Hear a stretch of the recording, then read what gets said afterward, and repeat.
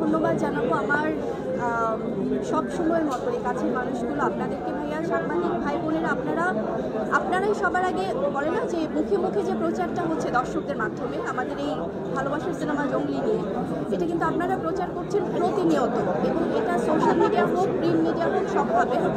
আজকে আপনাদেরকে নিয়ে আমাদের স্পেশাল স্ক্রিনিং ছিল। আজকে আমাদের সম্মানিত মিডিয়ার যারা রেসপেক্টেড মানুষজন আছে তাদেরকে নিয়ে স্পেশাল স্ক্রিনিং ছিল, এবং আমাদের অন্যান্য সিনেমার যারা কলাকুশলী তারাও কিন্তু বেস্ট উইশেস জানাতে আজকে এসেছি। তো সবার প্রতি অনেক অনেক কৃতজ্ঞতা, অনেক ভালোবাসা। জঙ্গলি নিয়ে আমরা অনেক দিন কাজ করেছি, প্রচার করেছি, বাট আজকে এমন একটি মুহূর্ত যেটি কিনা আসলে শুধুমাত্র উপভোগ করছি। জঙ্গলি এখন আর সিনেমার মধ্যে সীমাবদ্ধ নেই, এটা এখন মানুষের একটা ইমোশনের নাম হয়ে গেছে।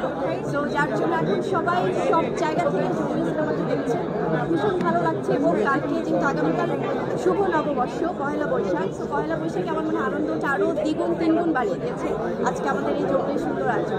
আর ইতিমধ্যেই তো আমরা জানি যে জঙ্গলি দেশের বাইরে রিলিজ পাচ্ছে আগামী 25শে এপ্রিল।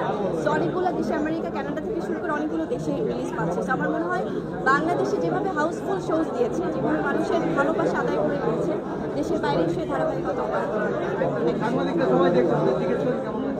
সাংবাদিক ভাই বোনদের কেমন লাগলো? এক কথা শুনতে চাই। Thank you so much.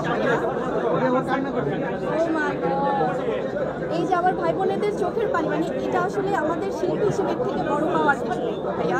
Thank you, very special thanks to all of you. Thank you so much.